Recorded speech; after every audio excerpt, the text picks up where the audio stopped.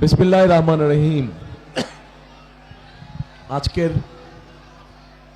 এই নির্বাচনী জনসভার সম্মানিত সভাপতি, মঞ্চে উপস্থিত নেতৃবৃন্দ এবং প্রার্থীবৃন্দ, আমার সামনে উপস্থিত প্রিয় আমার বগুড়াবাসী, প্রিয় সহকর্মীবৃন্দ, আসসালামু আলাইকুম। আসসালামু আলাইকুম। কেমন আছেন আপনারা সবাই? আমি প্রথমেই আজকে আল্লাহর দরবারে শুকরিয়া আদায় করতে চাই। যাই বলি তার সবচেয়ে আগে আমি আল্লাহর দরবারে শুকরিয়া আদায় করতে চাই, কারণ আজকে প্রায় 19 বছর পরে আল্লাহ আমাকে আবার তৌফিক দিয়েছেন এই নিজের ভূমিতে ফিরে আসার। প্রিয় বগুড়াবাসী, নিজের ঘরে এসে কি বলবো, আসলে আমি নিজেও একটু তাল হারিয়ে ফেলেছি, নিজেও অনেকটা ইমোশনাল হয়ে গিয়েছি আমি। সেই জন্য নির্বাচনী জনসভা বক্তব্য রাখার কথা, কিন্তু কি বক্তব্য আমি রাখবো ঠিক আমি নিজেও বুঝে পাচ্ছি না। ঘরের মানুষের কাছে তো বলবার কিছু নেই। আছে কিছু ঘরের মানুষের কাছে বলবার? প্রিয় বগুড়াবাসী, এর আগে যখন আমি দেশে ছিলাম, আজকে থেকে 19 বছর আগে, কম বেশি এখানে প্রত্যেকটা মানুষ যারা সেদিন আমার বয়সী ছিলেন বা আমার থেকে একটু ছোট ছিলেন বা আমার থেকে বড় ছিলেন, আমি অনেক নতুন প্রজন্মের মানুষকে দেখছি।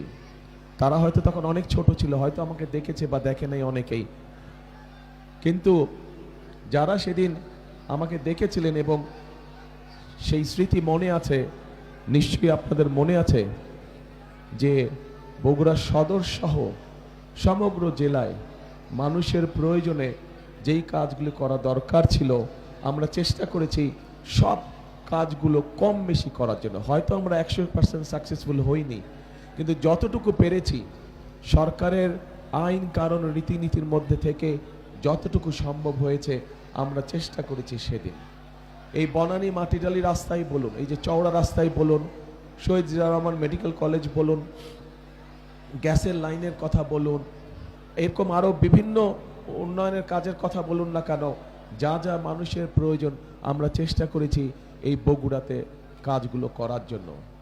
বগুড়াটি ছিল আমার কাছে একটি মডেল জেলার মতন, কারণ একটি মডেল জেলার মতন কারণ আমি সবসময় চিন্তা করতাম যে বাংলাদেশের 63 জেলাকে কিভাবে কোনোদিন যদি আল্লাহ সুযোগ দেয়, কোনোদিন যদি আল্লাহ রহমত দেয়, তাহলে ওই 63 জেলাতে বাকি যে 63টা জেলা আছে বগুড়া বাদ দিয়ে, সেই 63 জেলাকে কিভাবে সাজাবো, এই কাজগুলো আমি বগুড়ায় করতাম। যে বেসিক মানুষের একটি জেলার মৌলিক যে প্রয়োজনগুলো, সেই মৌলিক প্রয়োজনগুলো ধীরে ধীরে আমরা বগুড়ায় তৈরি করেছিলাম। এই মুহূর্তে কম বেশি আমরা গর্বের সাথে বলতে পারবো, সেদিন আমরা যতটুকুই কাজ আপনাদের সকলকে সাথে নিয়ে, আপনাদের সকলের সহযোগিতায় 2001 থেকে 2006 পর্যন্ত যতটুকুই আমরা করতে পেরেছিলাম কাজ এলাকার জন্য, প্রত্যেকটি বগুড়ার 7টি এলাকায় যতটুকু কাজ আমরা করতে পেরেছিলাম, বাংলাদেশের যে কোনো জেলা থেকে আমরা বেশি কাজ করেছিলাম, যে কোনো জেলা থেকে আমরা ভালো কাজ করেছিলাম। এবং সেজন্যই আমি এটাকে মডেল জেলা বলে থাকি। এটি আমার নিজের কাছে মডেল, কারণ এই জেলায় একটি মানুষের, সে যেই শ্রেণীরই মানুষ হোক না কেন, মোটামুটি যা কিছু প্রয়োজন চলার জন্য সবকিছু কিন্তু বগুড়া শহরে আছে। মোটামুটি সবকিছু কিন্তু বগুড়া শহরে আছে। খুব বেশি ঢাকা শহর বা অন্য জায়গায় যাওয়ার প্রয়োজন হয় না কিছু কাজ ছাড়া। কিন্তু অনেক জেলায় আছে কিছু হলেই তাদেরকে চলে যেতে হয় ঢাকায়। আলহামদুলিল্লাহ, আল্লাহর রহমতে বগুড়ায় আমরা সেই ইনফ্রাস্ট্রাকচারটা গড়ে তুলতে সক্ষম হয়েছি। প্রিয় বগুড়াবাসী, সামনে নির্বাচন। এই নির্বাচনে আমাদেরকে, দেশের মানুষকে একটি সিদ্ধান্ত নিতে হবে। এই নির্বাচনটি শুধু নির্বাচনই নয়, এই নির্বাচনটি নিশ্চিত করবে আগামী দিনে এই দেশের মানুষের জবাবদিহিতার মূলক সরকার তৈরি হবে কি হবে না। সেই জন্যই আজকে বগুড়াবাসীর কাছে আমার আহ্বান থাকবে, অনুরোধ থাকবে যে এই নির্বাচনটির ব্যাপারে আমাদেরকে অত্যন্ত সিরিয়াস থাকতে হবে। কারণ এই নির্বাচন আমাদেরকে দিক নির্দেশনা দেবে যে আগামী দিনে দেশ কোন দিকে পরিচালিত হবে। আমরা যদি আমাদের প্রত্যাশিত কাঙ্ক্ষিত লক্ষ্যে দেশকে নিয়ে যেতে চাই, অবশ্যই তাহলে আমাদেরকে গণতান্ত্রিক ব্যবস্থাকে প্রবর্তন করতে হবে এবং তার জন্য 12 তারিখের নির্বাচনটা অত্যন্ত গুরুত্বপূর্ণ। প্রিয় ভাই বোনেরা,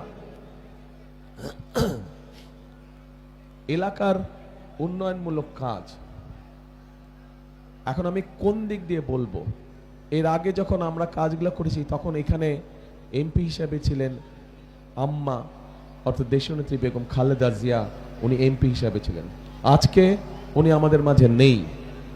আজকে ওনার জায়গায় আপনাদের সামনে এসে আমি দাঁড়িয়েছি। এখন আপনাদের সন্তান হিসেবে আমি এই কথা বলবো নাকি প্রার্থী হিসেবে বলবো, সেটাও একটা মুশকিলের ব্যাপার। হ্যাঁ, এলাকার সন্তান হিসেবে ঠিক আছে। হ্যাঁ, ওই তো ভাই হিসাবে, এলাকার সন্তান হিসাবে, তাই তো? হ্যাঁ, তাহলে এলাকার সন্তান হিসাবে বা ভাই হিসাবে যে হিসাবেই বলি না কেন, এখানে অনেকে অনেকগুলা দাবি দিয়ে গেছে। আপনারা সুযোগ দিন, ইনশাল্লাহ যতটুকু সম্ভব আল্লাহর রহমতে সরকার গঠন করলে 12 তারিখে যতটুকু সম্ভব সে ব্যাপারে আমার মনে হয় না কারো চিন্তা করার প্রয়োজন আছে। আমরা তবে আজকে 2001 থেকে 6 পর্যন্ত আমার যে অবস্থানটি ছিল, আজকে কিন্তু আমার অবস্থানটা, যেহেতু আপনারা ঘরের মানুষ, আপনাদের সাথে আমি একটি কথা শেয়ার করতে চাই। 2001 থেকে 2006 আমার একটি অবস্থান ছিল, আজকে আমার অবস্থানটি ভিন্ন। 1 থেকে 6 পর্যন্ত আমি বগুড়াকে যেভাবে দেখতাম, সামনের দিনে ইনশাল্লাহ অবশ্যই সেভাবে দেখব। তবে এই যে একটু আগে একটা কথা বলেছেন, একজন প্রার্থী আমাদের বলেছেন যে গত 15 বছর ধরে বগুড়া বঞ্চিত ছিল। একটি কথা একজন বলেছেন। প্রিয় ভাই বোনেরা, বগুড়াই শুধু বঞ্চিত ছিল না গত 15 বছর ধরে। গত 15 বছর বগুড়া তো বঞ্চিত ছিলই, বলা যায় সমগ্র বাংলাদেশে সত্যিকার ভাবে বঞ্চিত ছিল।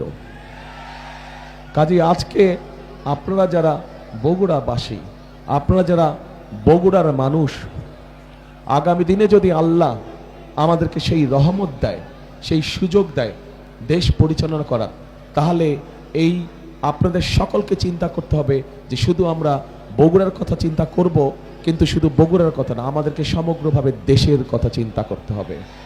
বগুড়াকে যখন আমরা সামনের দিকে নিয়ে যাব, ঠিক একইভাবে আমাদেরকে সমগ্র দেশকে সাথে টানতে হবে। সামগ্রিকভাবে সমগ্র দেশ কিন্তু গত 15 বছর সত্যিকার মানুষের যেই কাজগুলো, সেই কাজগুলো থেকে সমগ্র দেশ কিন্তু বঞ্চিত হয়েছে। দেশের মানুষ চিকিৎসা সুবিধা ঠিকভাবে পায় নাই। দেশের কৃষকরা তাদের বিভিন্ন সুযোগ সুবিধা থেকে বঞ্চিত হয়েছে। দেশের ছাত্রছাত্রীরা, দেশের শিক্ষা ব্যবস্থা সম্পূর্ণ ধ্বংস হয়ে গিয়েছে। আমরা যদি এভাবে দেখি, প্রত্যেকটি ক্ষেত্রে একটি সরকার বা দেশের যতগুলো সেক্টর থাকে, গত 15-16 বছরে কল কারখানা, মিল কারখানা কোনো কিছু সঠিকভাবে গড়ে উঠতে দেয় নাই। শুধু একটি কাজ হয়েছে, মেগা প্রজেক্ট হয়েছে তথাকথিত, এবং মেগা প্রজেক্টের নামে মেগা দুর্নীতি হয়েছে। প্রিয় ভাই বোনেরা, কাজেই আমাদের সকলকে আগামী দিন আল্লাহ রহমত দিলে আমাদের সকলকে সতর্ক থাকতে হবে। যেভাবেই হোক এই দুর্নীতিকে আমাদের টুটি চেপে ধরতে হবে, এই দুর্নীতিকে নিয়ন্ত্রণ করতে হবে, এবং দুর্নীতিকে নিয়ন্ত্রণ করার মাধ্যমেই আমাদেরকে দেশকে সামনের দিকে এগিয়ে নিয়ে যেতে হবে।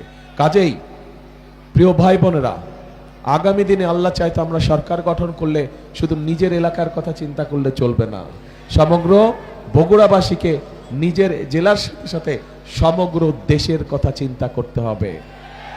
আপনাদেরকে সমগ্র দেশের নেতৃত্ব দিতে হবে। পারবেন ইনশাআল্লাহ। আর চাকরি বাকরি অথবা ব্যবসা বাণিজ্য যেগুলো আছে, ইনশাআল্লাহ সবকিছু যোগ্যতার ভিত্তিতেই হবে। যেহেতু আমরা নিশ্চয়ই চাইবো না যে অন্য কেউ আমাদেরকে কোনো বিতর্কিত অবস্থানে ফেলুক, যে বগুড়া বলেই সব পাচ্ছে, আমরা বগুড়া না বলে পাচ্ছি না। আমরা কি চাই এরকম বলুক মানুষ? আমরা আমাদের বগুড়ার নাম খারাপ করতে চাই না।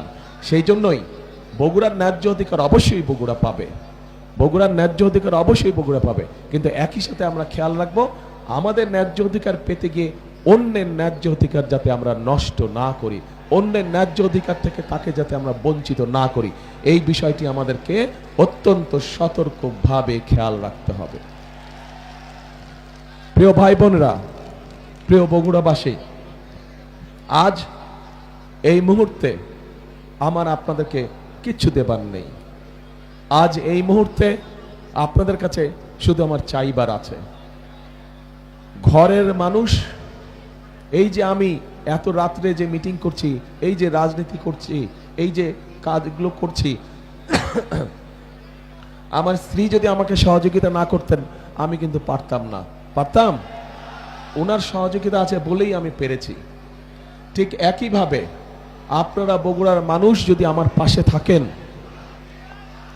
আপনারা বগুড়ার মানুষ যদি আমার পাশে থাকেন, আমাকে যদি মানসিকভাবে শক্তি সমর্থন আপনারা দেন, তাহলে ইনশাআল্লাহ আমরা বাংলাদেশকে আগামী দিনে একটা সুন্দর ভালো শক্তিশালী অবস্থানে নিয়ে যেতে পারবো। কাজেই প্রিয় বগুড়াবাসী, আজ আমি আপনাদের কাছে চাইতে এসেছি আপনাদের সমর্থন, আপনাদের সহযোগিতা, আপনাদের দোয়া আপনাদের কাছ থেকে আমি চাইতে এসেছি। এবং এই সব কিছুর সাথে যেই কথাটা আমি সব জায়গায় বলি, যতগুলো নির্বাচনী সভায় গিয়েছি সব জায়গায় বলি, কারণ এই কথাটি আপনাদেরই আরেক সন্তান সবসময় এই কথাটি বলতেন। তার নাম হচ্ছে শহীদ রাষ্ট্রপতি জিয়াউর রহমান। উনি বলতেন দেশকে গড়তে হলে আমাদের সকলকে ঐক্যবদ্ধ থাকতে হবে এবং ঐক্যবদ্ধভাবে আমাদেরকে কাজ করতে হবে। আমরা কাজ না করলে আমাদের দেশকে আমরা গড়ে তুলতে পারবো না। কাজেই ওনার কথার সাথে মিল রেখে আমি একটা কথা বলি, সব সময় প্রত্যেক জায়গায় বলেছি, সেই কথাটা হচ্ছে করব কাজ, গড়ব দেশ, সবার আগে বাংলাদেশ। আবার বলি, করব কাজ, সবার আগে বাংলাদেশ, ইনশাআল্লাহ। প্রিয় ভাই বোনেরা, অনেক রাত হয়েছে, আর কথা বাড়াবো না, শুধু আপনাদের দোয়া চাইতে এসেছি। দোয়া করবেন আপনাদের উপস্থিত প্রত্যেকটি মানুষ এবং আপনাদের মাধ্যমে সমগ্র বগুড়া জেলার প্রত্যেকটি ইউনিয়ন, প্রত্যেকটি গ্রাম, প্রত্যেকটি উপজেলা, প্রত্যেকটি পৌরসভার প্রত্যেকটি মানুষের কাছে আমি দোয়া চাই, যাতে আপনারা বগুড়ার প্রত্যেকটি মানুষ আমাকে, আপনাদের এই সন্তান তারেক রহমানকে নিয়ে যাতে আপনারা গর্ব করতে পারেন, সেই দোয়া আমাকে করবেন। আমাকে নিয়ে যাতে আপনারা অহংকার করতে পারেন, সেই দোয়া আমাকে আপনারা করবেন। আপনাদের কাছে এই দোয়া চেয়ে নিয়ে আজকে আমি শেষ করছি বক্তব্য। আল্লাহ হাফেজ। বাংলাদেশ জিন্দাবাদ, বাংলাদেশ জাতীয়তাবাদী দল জিন্দাবাদ। আসসালামু আলাইকুম। আসসালামু আলাইকুম।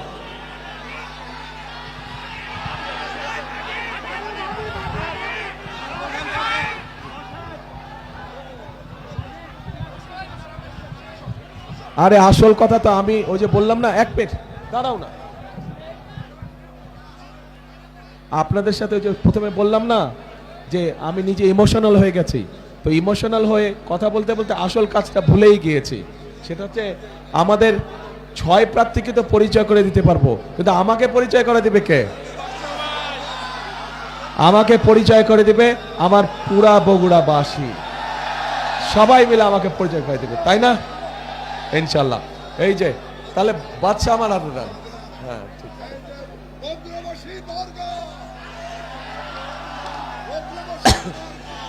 প্রিয় ভাই বোনেরা, এই যে এই 6 জনকে এবং ওনাদের সাথে আমিও আপনাদের সামনে দাঁড়িয়েছে, ইনশাল্লাহ 12 তারিখে এই ধানের শীষ, যা বগুড়ার গর্ব, এই ধানের শীষকে ইনশাল্লাহ বগুড়ার মানুষ যে কোনো সময় থেকে সবচেয়ে বেশি সম্মানের সাথে ইনশাল্লাহ বিজয় করে নিয়ে আসবে, ইনশাল্লাহ। আল্লাহ ভাষা। আসসালামু আলাইকুম।